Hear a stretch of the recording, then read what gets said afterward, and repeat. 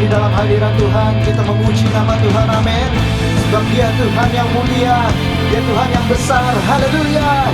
Oh, oh, oh.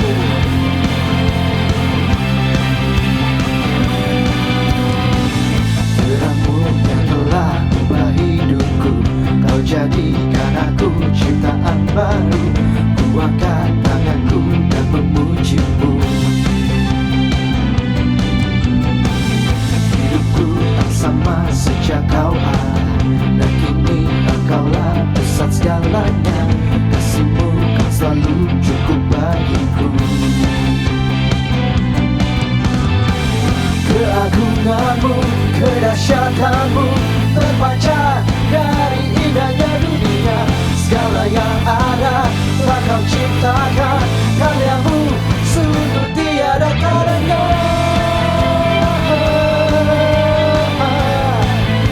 Sungguh tiada taranya.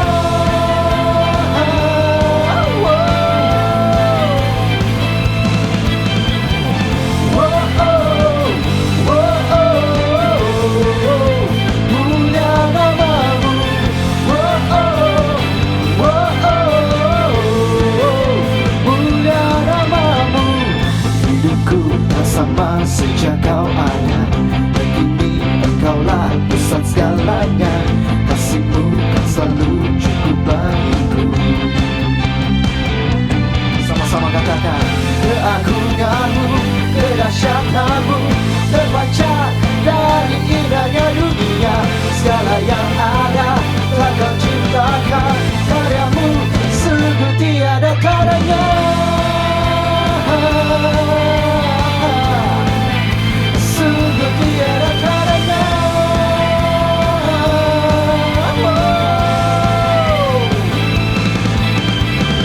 Oh, oh, oh, oh, oh.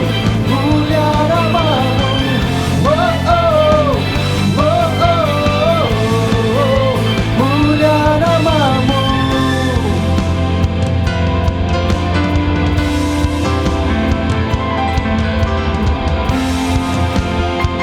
Mari sama-sama kita katakan.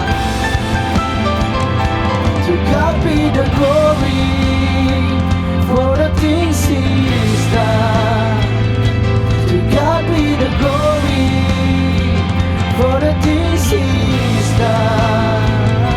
To God be the glory for the things He's done. To God be the glory for the things He's done. Oh, keagungan-Mu, kedahsyatan-Mu terpancar dari indahnya dunia. Kami nyatakan Yesus mulia. Segala yang ada, segala yang ada telah Kau ciptakan, karya-Mu sungguh tiada taranya.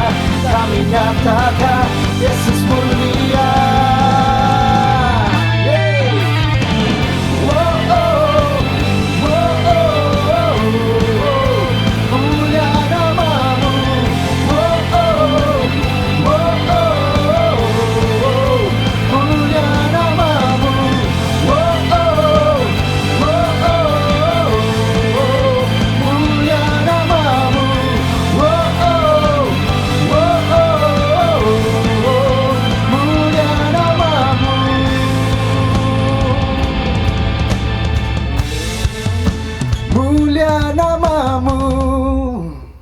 Haleluya.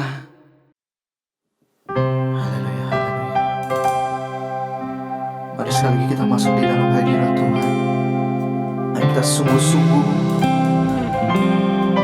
kami kagum akan Engkau Tuhan. Haleluya. Ku kagum akan Engkau, Kau Raja yang mulia, terindah, termegah. Pujianku berikan. Kau buat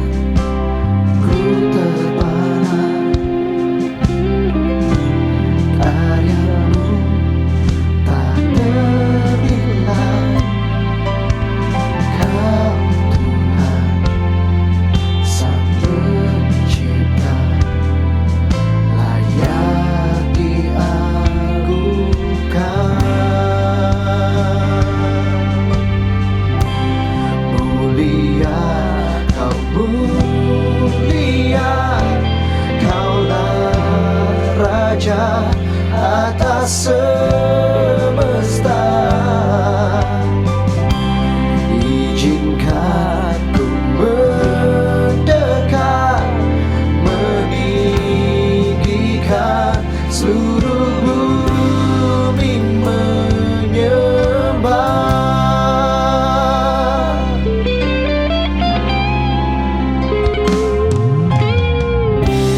Kau buat ku terpana, katakan karyamu tak ternilai. Kau Tuhan Sang Pencipta, layak diagungkan.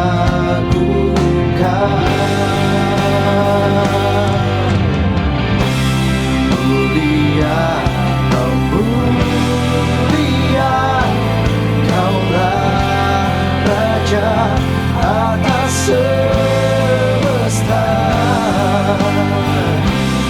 Izinkan ku mendekat, meninggikan seluruh bumi menyembah.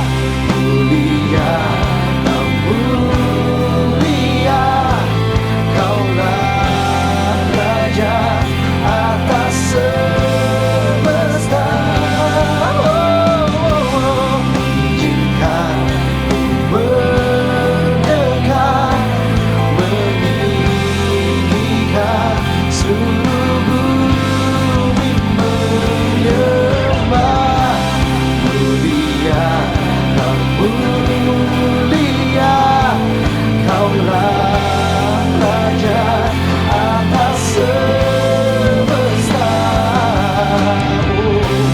Izinkan ku mendekat, meninggikan seluruh bumi menyembah.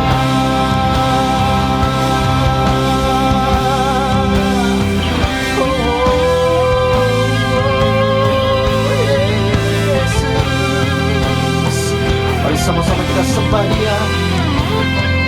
Haleluya, haleluya, makasih Tuhan. Mari angkat tanganmu, katakan haleluya,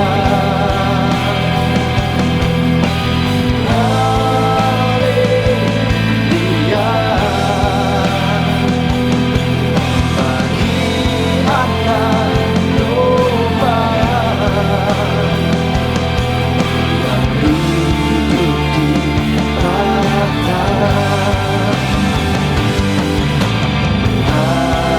Haleluya,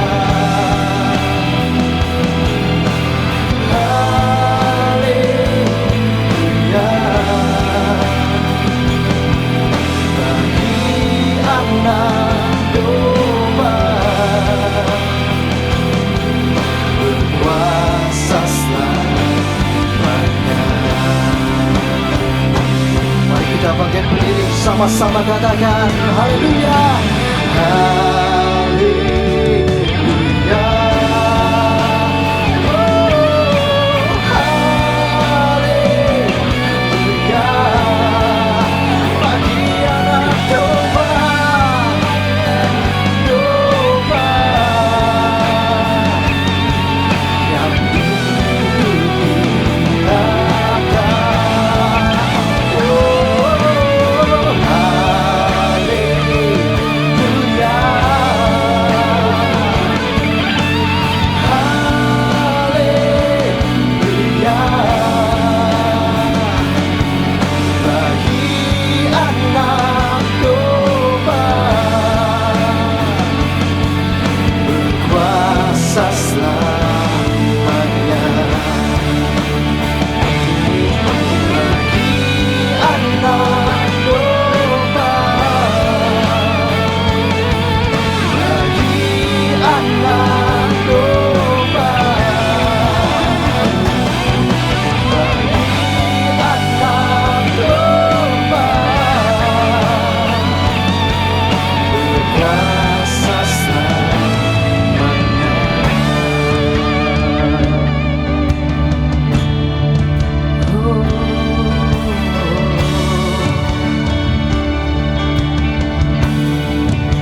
berkuasa selamanya.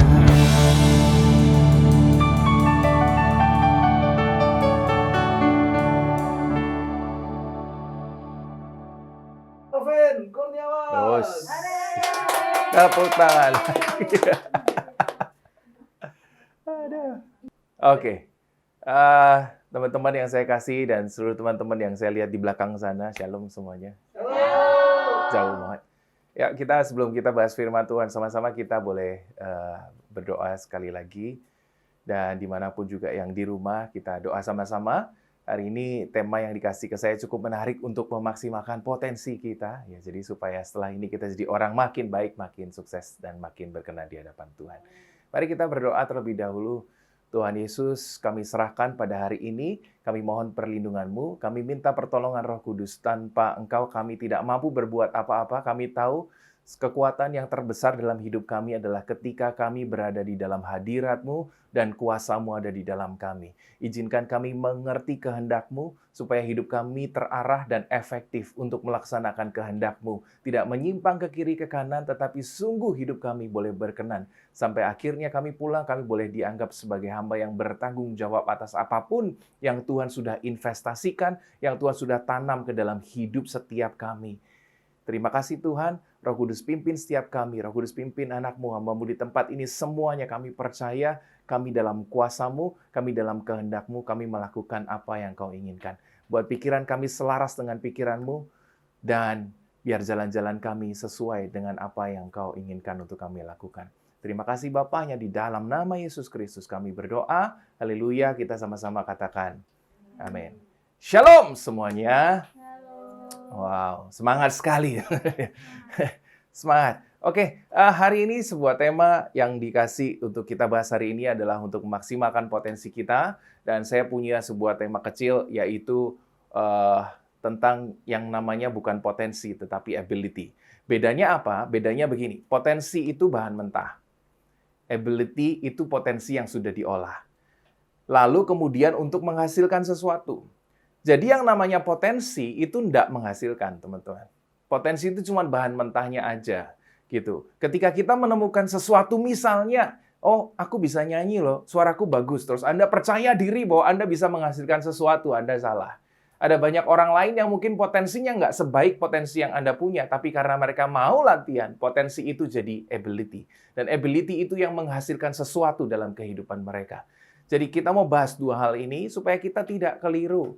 Ya, jadi jangan sampai potensi yang Tuhan taruh dalam hidup kita sia-sia. Kita buka firman Tuhan sama-sama dan kita akan jelaskan bersama ya. Boleh dibuka firman Tuhan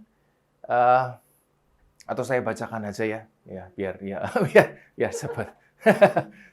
Sebuah firman Tuhan yang sangat terkenal berkata begini, saat manusia diciptakan di dalam Kejadian, Anda tahu Kejadian 1, 2, dan 3 manusia itu dalam dosa, ada sebuah perikop ketika manusia diciptakan, ketika manusia jadi, terus ada satu firman berkata begini, Allah memberkati mereka, lalu Allah berfirman kepada mereka, beranak cuculah dan bertambah banyak. Semuanya tahu ya Kejadian berapa?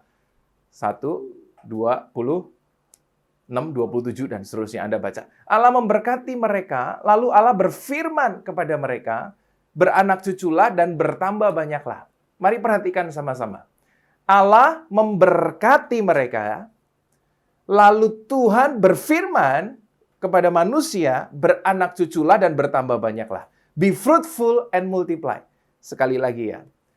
Allah memberkati mereka, lalu God said sama manusia, saatnya kamu do something, menghasilkan sesuatu, be fruitful, be multiply. Berbuahlah banyak, produce something. Jadi di sini kita tahu satu hal teman-teman, bahwa yang namanya berkat Tuhan ini beda dengan hasil yang kita peroleh. Kita ulangin lagi ayatnya ya, tolong perhatikan. Allah memberkati mereka, lalu Allah berfirman, be fruitful and multiply. Seringkali kita mikir begini, kalau kita berusaha, lalu kita menghasilkan sesuatu, kita pikir kita dapat berkat, iya apa enggak? Allah memberkati mereka, lalu Tuhan berfirman, no saatnya kamu sekarang lakukan sesuatu, buat sesuatu dong, hasilkan sesuatu. Waktu kita terima sesuatu, kita bilang, ya terima kasih Tuhan buat berkat-Mu. Yang benar begini teman-teman, yang Anda hasilkan bentuknya mau materi, mau apapun itu bukan berkat Tuhan. Tetapi karena kita diberkati Tuhan, kita punya kemampuan untuk menghasilkan sesuatu dalam hidup kita. Jadi hasilnya itu bukan berkatnya, beda. Seringkali konsep ini begitu kabur, blur, sehingga kita nggak mengerti. Kalau kita percaya sama hasil itu sama kayak berkat Tuhan, kita sedang meremehkan berkat yang begitu agung kita samakan dengan materi dalam hidup kita. Buat saya, ini sebuah konsep yang keliru. Kalau ada orang-orang seperti itu, nanti waktu hidupnya tidak menghasilkan, waktu hidupnya gagal, dia bilang gini, Tuhan, kenapa Engkau nggak berkati aku? Kalau kita nanti hidup susah, kita bilang gini, Tuhan, kenapa Engkau nggak berkati aku? Kenapa Engkau berkati dia? Maaf ya teman-teman, selama kita di dalam Tuhan, kita diberkati Tuhan. Selama kita di dalam Dia, kita diberkati Tuhan. Masalahnya menghasilkan atau tidak, itu urusan kita, bukan urusan Tuhan. Tuhan sudah kasih sesuatu dalam hidup kita yang namanya potensi. Itulah yang buat saya adalah berkat yang nyata dalam hidup setiap kita. Tidak ada satu orang pun ditinggalkan Tuhan, tidak bisa buat apa-apa. Ketika kita diciptakan Tuhan, Tuhan sudah kasih tahu, kamu punya potensi. Itu pertanggungjawabkan. Sekarang do something, lakukan sesuatu, be fruitful and multiply. Kita mah semua diberkati Tuhan, teman-teman. Kalau kita sekarang susah bukan karena kita nggak diberkati Tuhan, maaf ya. Kalau kita sekarang tiba-tiba dari dulu sukses, tiba-tiba kena masa seperti sekarang, lalu tiba-tiba kita sengsara sekali. Bukan karena kita nggak diberkati Tuhan. Tetapi kita yang luput untuk melakukan sesuatu dalam hidup kita. Luput untuk mempertanggungjawabkan potensi yang Tuhan taruh dalam hidup kita. Ketika kita bicara soal potensi dan berkat Tuhan, itu bukan kayak gini loh. Banyak orang berpikir kalau kita diberkati Tuhan tuh kayak, saya ini kan sekarang udah punya anak. Jadi kayak anak saya kalau makan sekarang tinggal papa makan, papa bikin susu, terus dia tinggal mangap aja, saya kasih bikin susu. Lalu papa makan, saya tinggal kasih dia bikin makan apa yang dia mau. Kok enak gitu kayaknya. Loh, memang enak Pak katanya jadi orang Kristen. Siapa yang bilang? Enaknya bukan soal itu loh teman-teman. Bukan berarti kita harus terus tidak berusaha sama sekali loh. Ya, itu bukan seperti itu. Kita diberkati Tuhan tuh bukan kita tinggal mangap, Tuhan berkati, Tuhan kasih ini, Tuhan kasih ini, Tuhan kasih ini, Tuhan kasih ini. Kalau sekarang kita susah, kita boleh bilang, Tuhan sekarang Kau bertanggung jawab, kenapa aku susah? Itu sebuah pengertian yang salah. Tetapi yang benar, coba perhatikan ketika Tuhan ciptakan Adam, manusia tadi. Allah memberkati manusia. Tapi sebelum Tuhan berkati manusia, Tuhan sudah ciptakan semua yang manusia perlukan. Tuhan sudah ciptakan binatang, tumbuh-tumbuhan, matahari, laut, air, semuanya Tuhan sudah ciptakan secara sempurna. Betul apa betul ya? Lalu ketika Tuhan berkati manusia, lalu Tuhan bilang begini, nah itu sekarang semua kelola dengan baik. Aku memberkati engkau, tetapi sekarang saatnya engkau untuk melakukan sesuatu dengan apa yang sudah aku taruh. Itu berkat yang benar harusnya gitu teman-teman. Jadi kalau sekarang kita gagal, maaf ya, bukan salahnya Tuhan. Tuhan berkati saudara, Tuhan juga berkati saya. Tuhan berkati semua kita di tempat ini selama kita di dalam Dia. Tetapi urusan kita menghasilkan sesuatu atau tidak, itu urusan kita masing-masing pribadi. Tuhan sudah tanamkan potensi yang besar dalam hidup kita. Percayalah kalau manusia mau mikir aja dikit. Kita mau mikir aja dikit. Ada banyak peluang yang Tuhan sudah ciptakan. Tuhan ciptakan bumi dengan sempurna untuk manusia kuasai dan kelola dengan baik untuk dipertanggungjawabkan kembali. Itu yang pertama, teman-teman. Nah, dari sana mari kita bahas satu hal terlebih dahulu supaya kita nggak keliru ya. Seringkali kita keliru yang tadi saya bilang, antara yang namanya berkat sama hasil. Saya percaya bahwa Tuhan itu punya kebaikan yang begitu luar biasa untuk setiap kita. Boleh nggak kalau saya bilang begini, Tuhan, segala sesuatu yang terjadi dalam hidup saya adalah kasih karunia Tuhan. Kira-kira setuju nggak teman-teman semuanya? Yang terjadi dalam hidup saya, Anda semuanya kasih karunia Tuhan. Kalau kita dapat apa, itu kasih karunia Tuhan. Kalau kita peroleh sesuatu, kasih karunia Tuhan. Seolah-olah rohani banget kata-kata ini.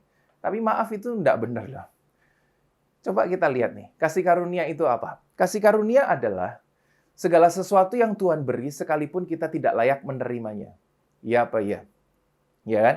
Kasih karunia Tuhan adalah sesuatu yang Tuhan kasih buat kita sekalipun kita tidak layak menerimanya. Apakah di dalam dunia ini semua hal kita tidak layak untuk menerimanya? Bukankah di Alkitab juga menuliskan bahwa setiap orang yang bekerja layak untuk mendapat apa? Upahnya. Lah kalau mereka bekerja lalu mereka dapat upah, apakah tidak pantas? Apakah itu kasih karunia Tuhan? Justru buat saya ketika menyamakan kedua hal ini, itu meremehkan begitu namanya kasih karunia Tuhan. Justru ada kasih karunia Tuhan, kenapa? Karena ada banyak hal di dunia ini yang kita tidak layak menerimanya. Yang paling besar adalah keselamatan dan darah Yesus buat kita. Kita tidak layak, kita mau kerja keras seperti apapun juga. Kita mau kaya seberapa kaya Anda tidak bisa bayar keselamatan itu. Tapi Tuhan kasih juga. Sekalipun kita layak binasa, Tuhan selamatkan kita. Tapi Tuhan kasih juga yang baik. Itu namanya kasih karunia. Tetapi jangan lupakan bahwa setiap kerja keras orang layak untuk mendapatkan upahnya menurut firman Tuhan. Jadi kalau itu sebabnya orang-orang di luar Tuhan sekalipun, itu sebabnya orang-orang di luar kasih karunia sekalipun bisa punya banyak nggak dalam hidupnya? Lo bisa. Kadang-kadang kita orang Kristen malah kalah sama mereka. Kenapa mereka bisa punya lebih banyak? Loh, mereka terima upah kok. Mereka kerja keras, mereka bangun lebih pagi, mereka belajar lebih banyak, mereka berani ambil resiko lebih besar, mereka jatuh berulang kali mau bangkit lagi. Nah, kadang-kadang kita justru orang Kristen, gitu-gitu sedikit salahkan Tuhan. Jatuh sedikit kita bilang, Tuhan kalau ini kayaknya nggak cocok deh sama aku mau ikut yang lain aja. Udahlah, aku mau jadi pendeta aja lah paling kayaknya gitu. Karena aku nggak bisa ngapa-ngapain, itu jadi image-nya kok keliru gitu loh menurut saya. Ada kasih karunia, benar, tetapi juga ingat ada upah, ada orang-orang yang bekerja dan mereka layak dapat upahnya. Jadi bukan berarti seluruh dunia ini apapun yang kita peroleh, kita punya banyak, itu enggak semuanya itu kasih karunia Tuhan. Kita mau bilang itu pun boleh, itu pun baik. Tetapi Tuhan menghargai setiap kerja keras orang. Tuhan menghargai kalau Anda bangun pagi dan mikir sesuatu, lalu kemudian berani berjuang, Tuhan menghargai itu. Dan itu pun layak dapat upahnya. Jadi bukan berarti semua urusan Tuhan. Yang paling bagus Tuhan berkati kita, kita juga bekerja. Kita juga melakukan sesuatu. Kita juga bertindak sesuatu. Supaya akhirnya dalam hidup kita, setiap potensi menjadi ability, lalu menghasilkan sesuatu dalam hidup kita. Nah, itu baru yang benar teman-teman semuanya. Nah, di dalam kasih karunia itu, ada yang namanya berkat Tuhan, sama yang namanya rezeki. Saya mau jelaskan ini. Ini karena penting, supaya kita nggak keliru lagi. Nah, berkat Tuhan sama rezeki itu beda. Kalau kita baca sebuah ayat nih ya, buka Amsal 10:22. Ini Anda semua tahu lah ya ayat ini, oke? Dikatakan berkat Tuhanlah yang menjadikan kaya, susah payah tidak akan menambahinya. Berkat Tuhanlah yang menjadikan kaya. Ada berkat Tuhan, ada kekayaan. Berkat Tuhan bukanlah kekayaan. Seringkali kita kalau misalnya nih saya kasih sesuatu sama Anda di sinilah sama Pak. Pak, saya kasih sesuatu buat Anda gitu ya. Ini saya kasih lah gitu dia bilang. Lalu dibilang gini, terima kasih ya buat berkatnya. Iya apa iya? Jadi kita sedang menyamakan berkat Tuhan sama sebuah materi dalam hidup kita. Padahal berkat Tuhan di dalam Alkitab, kalau perjanjian lama cuma satu, dikasih Tuhan sama siapa? Sama Abraham, turun-temurun, nggak bisa dipindah-pindah. Jadi makanya sampai berkat itu direbutin sama dua orang anak ini. Kalau Anda tahu baca Alkitab, siapa yang perebutin itu, nanti Anda baca sendiri di rumah. Karena nggak semua orang bisa diberkati Tuhan. Berkat Tuhan beda sama materi, tapi sekarang dibuat jadi sama. Kalau punya motor baru, dibilang terima kasih buat berkatmu. Terima kasih rumahku baru. Berkat Tuhan disamain kayak rumah. Padahal menurut saya berkat Tuhan jauh lebih besar daripada apapun yang kita miliki. Seringkali kita meleset. Saya diberkati, tapi ada kemungkinan saya belum kaya. Saya diberkati Tuhan, tapi ada kemungkinan saya belum memiliki banyak di dunia ini. Kenapa? Belum kerja. Berkat Tuhan beda sama hasil yang kita peroleh. Kita diberkati, ya saya mau kasih contoh nih paling gampang nih ya. Kalau kita punya sebuah acara nanti kalau Anda menikah, tolong hal ini jangan sampai diabaikan siapapun Anda namanya tepai. Ya, tipai ya. Karena itulah kesempatan di mana kita mengeruk kekayaan dari para ancestor kita. Oke. Jadi jangan sampai nggak diadakan. Tolong adakan itu. Saya sempat gaya waktu itu saya nggak adakan nggak apa-apa. Dan saya nyesel. Kenapa saya nggak bikin acara itu ya? Itu kesempatan. Waktu kita tepai, Ya, coba itu ada dua hal di sini nyata. Waktu kita datang sama orang tua kita berlutut di sana, kita menghormati orang tua kita. Orang tua kita kasih namanya angpau. Seringkali kita berpikir, terima kasih berkat itu angpaunya. Terima kasih berkat itu kalungnya. Terima kasih berkat itu apapun itulah yang dikasih buat kita semua. Itu bukan berkat loh, itu rezeki. Alkitab nulis sebuah hal yang sama sebenarnya soal blessing, tapi bahasa aslinya beda. Yang satu barah, itu berkat. Yang satunya teref, itu rezeki. Alkitab menjelaskan kepada kita semuanya blessing, tapi bukan. Yang satunya berkat Tuhan, itu tidak bisa digantikan oleh apapun juga. Yang satunya namanya rezeki, itu bisa dicari sama siapa aja. Kalau kita tepai tadi itu, orang kasih angpau, jangan fokus sama angpaunya.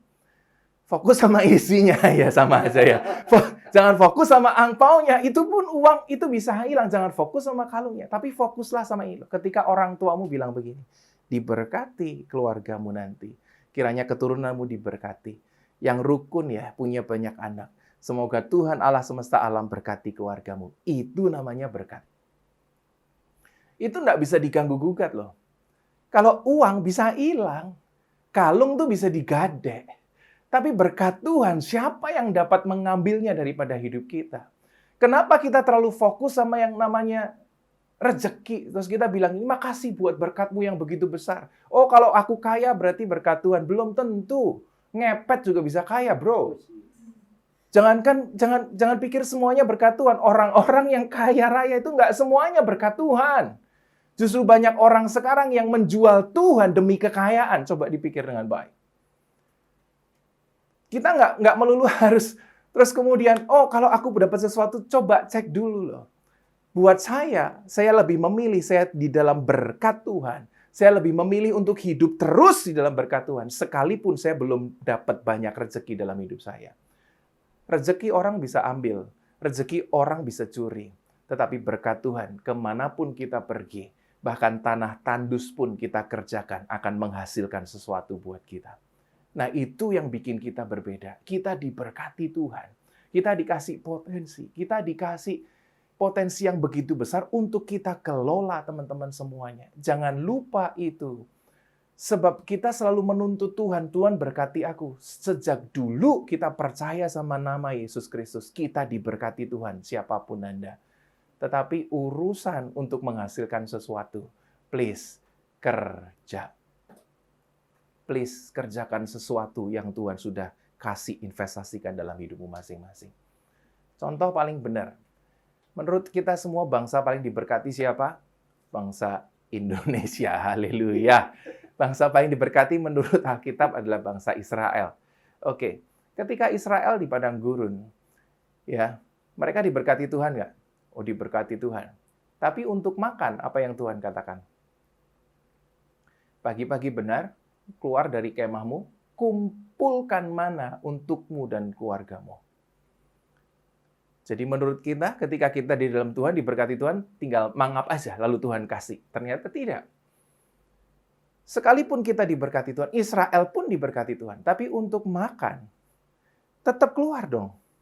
Kumpulkan itu. Kalau kamu bangun kesiangan, mana sudah nggak ada lagi. Ya puasa sampai besok ketika mana ada lagi. Khusus hari ibadah, hari Sabat kumpulkan 2 kali lipat untuk hari ini dan esok hari. Kumpulkan, kerjakan itu, gitu. Jangan cuma minta sama Tuhan, kita nggak mau kerja. Kita keliru, kita diberkati, ya. Tapi untuk rezeki, please bangun pagi, mikir, kerja keras, dan lakukan sesuatu. Orang tanpa Tuhan saja bisa punya banyak dalam hidupnya. Apalagi setiap kita sudah kerja keras, punya potensi, diberkati Allah semesta alam. Seharusnya hidup kita jauh lebih menghasilkan, lebih efektif dibanding mereka semua. Amin, teman-teman. Semoga kita bisa memahami sebuah prinsip sederhana ini, jangan keliru. Jadi supaya kita tidak meleset untuk melakukan sesuatu.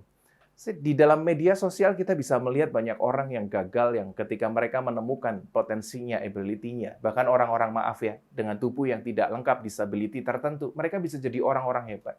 Salah satunya yang semua orang tahu, Stephen Hawking lah. Siapa yang di dunia ini yang nggak tahu dia? Bukankah dia hidup dalam fisik yang seperti itu, Anda tahu?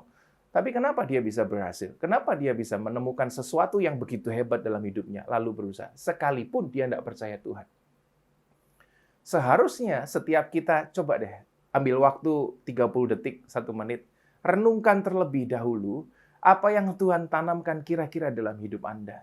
Dan Anda tahu nggak, tubuh Anda ini sehat. Bahwa aku ini loh masih sehat. Aku ini masih punya 2 tangan kuat. Aku masih punya kaki buat berjalan. Aku masih hebat. Aku yakin bisa melakukan sesuatu. Coba renungkan dulu deh. Supaya nanti kita nggak malu gitu. Kalau Anda lihat hidup Anda, coba dipikirkan. Apakah Anda cacat? Apakah Anda kurang sesuatu? Apakah Anda... Kemungkinan ya menurut saya, karena kita malas aja sih. Kalau kita nggak nyari, kita nggak latihan, maka potensi akan jadi potensi seumur hidup kita. Potensimu bisa besar, tapi kalau Anda nggak temukan, Anda nggak latih, nggak akan jadi ability. Kalau Anda nggak jadi skill ability, Anda nggak akan pernah bisa menghasilkan sesuatu dalam hidup Anda. Jadi pakai waktu yang sebentar ini, kira-kira temukan potensimu, lihat hidupmu, dan kemudian mulai belajarlah untuk melakukan sesuatu. Dalam Alkitab, saya mau kasih 3 contoh, lalu saya mungkin akan selesai. Orang pertama namanya David, atau Daud. Daud itu adalah orang yang dipilih Tuhan sejak masa mudanya. Umurnya berapa? 15-16 tahun. Kira-kira, ini tafsir. Jadi kalau di tempat ini ada yang pernah mendengar suara Tuhan, kira-kira Daud itu di umur sekian, nah itu tolong kasih tahu ya. Saya cuman tafsir aja yang saya tahu. 15-16 tahun diurapi Tuhan. Samuel pilih dia umur 15-16. Menurut Anda, apakah dia orang hebat pada waktu itu? Oh, belum. Dia belum punya apa-apa, masih muda, masih kinyis-kinyis kemerah-merahan kayak kalian-kalian semua di sini. Masih terlalu muda gitu. Lalu tapi Tuhan bilang begini, no, dia ini raja Israel yang aku pilih. Apa yang Tuhan lihat dari hidup Daud? Bukankah ternyata Daud punya potensi yang begitu besar? Tapi kalau Daudnya malas, kira-kira jadi raja enggak dia? Kalau Daudnya tidak mengelola, kira-kira jadi raja enggak dia? Kalau Daud tiba-tiba milih kabur aja, milih memelihara domba yang 2-3 ekor itu, dan dia menikmati sama singa-singanya dia setiap hari yang ngejarin dombanya itu, menurut Anda dia akan jadi raja apa tidak? Coba direnungkan. Padahal Tuhan sudah tahu loh, dia sudah pilih Daud sejak umur 15. Tapi pada akhirnya Daud resmi jadi raja umurnya 30 tahun. 15 tahun kira-kira Daud ngapain? Nganggur karena dia udah jadi raja? Atau terlalu berbangga, gua raja, saatnya lu tunduk sama gua? Atau apa yang dia lakukan? Coba direnungkan. Tokoh yang kedua namanya Yusuf. Yusuf dikasih mimpi sama Tuhan umurnya 17 tahun. Kalau ini di Alkitab ada. Yusuf 17 tahun. Dia bilang gini sama saudara-saudaranya. Aku lihat 12 berkas, nanti semuanya akan tunduk kepada berkasku. Tuhan sudah pilih Yusuf ini lewat mimpi. Tetapi dia juga menjadi pemimpin daripada Mesir. Umurnya 30 tahun. Kira-kira skill apa yang dia punya pada waktu dia umur 17? Nothing. Sombong doang. Nggak punya apa-apa dia. Tapi Tuhan lihat sebuah hal. Tuhan sudah taruh yang namanya potensi dalam hidup masing-masing daripada yang tadi saya sebutkan. Ketika mereka belajar lewat proses yang begitu panjang. Ketika mereka keluar jadi pemimpin, akhirnya jadi orang yang luar biasa. Yang satu lagi namanya Gideon. Kalau Anda tahu, Gideon dan 300 pasukan and the 300. Ini bukan filmnya, bukan yang itu. Sepertinya beda ya. Mungkin inspirasinya dari situ. Gideon ini waktu ditemukan sama malaikat, Gideon bilang gini, aku ini siapa sih? Aku ini yang paling kecil daripada sukuku. Aku nggak bisa ngapa-ngapain. Ditemukan malaikat saat sembunyi, dia ketakutan. Tapi malaikat bilang begini, no, kamu pahlawan, keluar, selamatkan bangsamu. Kira-kira dalam hidup kita pertanyaan yang sama. Saya percaya Tuhan pilih setiap kita dari tempat ini. Tuhan pilih nih untuk membangun sesuatu, generasi buat kemuliaan Tuhan. Kalau kita punya cita-cita yang besar dan kita yakin kita dipilih, kira-kira kita punya apa dalam hidup kita sampai Tuhan pilih kita? Tapi saya yakin itu bukan proses yang singkat, teman-teman semua. Tuhan lihat potensi dalam hidup kita, tapi kita punya tanggung jawab. Saya percaya kita diberkati, tapi kita juga harus kerja. Harus temukan itu namanya potensi. Latih sedemikian rupa, jadikan itu ability. Lalu hasilkan sesuatu dari hidup kita masing-masing. Nah, kalau kita tidak melakukan itu, ya, ada sebuah istilah yang saya tahu di dalam ilmu, di dalam ilmu apapun itulah ya. Namanya adalah ability abuse. Oke, ilmu psikologi, ilmu pelatihan, keterampilan dan lain sebagainya. Namanya ability abuse. Apa itu maksudnya? Itu adalah orang yang hidup di ability-nya orang lain. Ya, karena lihat temannya pintar main saham, lalu dia main saham. Kacau nggak? Karena temannya lihat dia jadi pendeta, dia jadi pendeta. Kacau nggak kira-kira? Karena papa mamanya adalah pemimpin dari gereja besar, berarti aku harus seperti papa mama saya. Kira-kira haruskah seperti itu atau tidak? Ada orang-orang di dunia ini yang hidup di ability-nya orang lain karena mereka lihat orang lain sukses. Padahal yang kasih potensi dalam hidup kita adalah Tuhan semesta alam. Setiap kita beda-beda, nggak ada yang sama, nggak ada yang tahu. Yang bisa tahu caranya cuma ketika kita menemukannya dengan proses bersama dengan Tuhan. Banyak orang hidup bersama dengan kemampuannya orang lain. Itu kayak buat saya, karena beberapa waktu lalu saya dari Taman Safari gitu ya, ide saya cuma gini. Bayangkan kalau jerapah makannya ulet gitu kira-kira. Udah diciptakan Tuhan leher yang panjang, tapi carinya ulet di tanah gitu. Bukankah setiap makan dia harus pegel dan pijit leher gitu maksudnya? Itu kan sesuatu yang merepotkan. Tapi ya itulah yang terjadi ketika saya melihat beberapa orang di sekeliling saya, dan kalau Anda lihat di sekeliling Anda, banyak orang terjadi tidak hidup seperti apa yang Tuhan mau, tetapi hidup seperti apa yang orang lain mau. Karena mereka sukses, kita ikutin mereka. Itu namanya abuse, teman-teman. Anda paksa ability yang Tuhan taruh, padahal bukan untuk Anda gitu. Itu untuk orang lain. Kalau kita diciptakan buat nyanyi, tekuni passion-mu dengan baik, dan suatu saat kau akan menghasilkan dari sana. Kalau kita diciptakan buat hal-hal yang berbau seni, silakan lakukan seni. Kalau kita diciptakan untuk berantem, ya udah berantem aja bisa kok buat cari duit. Tapi yang benar jangan berantem di jalan, itu nggak jadi apa-apa. Tapi kan ada lahannya, ada tempatnya untuk melakukan itu gitu. Udah tempatnya untuk melakukan itu semua di dunia ini. Tapi temukan terlebih dahulu. Sebuah quote yang baik yang saya baca, dan ini saya perlu sampaikan. Kita ini teman-teman, cuman diminta Tuhan untuk bertanggung jawab atas apa yang Tuhan taruh dalam hidup kita. Kita tidak perlu tanggung jawab untuk apa yang Tuhan taruh buat orang lain. Ulangin ya. Tuhan, cuman kita pengen bertanggung jawab nih ketika nanti kita pulang. Untuk apa yang Tuhan sudah taruh dalam hidup kita. Tuhan tidak minta kita bertanggung jawab untuk apa yang Tuhan taruh di hidupnya orang lain. Jadi dalam sebuah kalimat pendek, jangan kepo. Oke, jangan hidup kepo teman-teman. Kita ini cukup tahu apa yang Tuhan taruh dalam hidup kita. Berdoalah untuk itu. Tekuni dengan baik. Tekuni dengan baik. Setiap potensi dalam hidup kita, jadikan itu ability. Lalu hasilkan sesuatu. Saya percaya semuanya sudah diberkati Tuhan sejak semula. Saatnya Allah berfirman buat kita dan berkata, "Now God said, be fruitful and multiply," untuk hidupmu masing-masing. Amin. Kita renungkan firman Tuhan.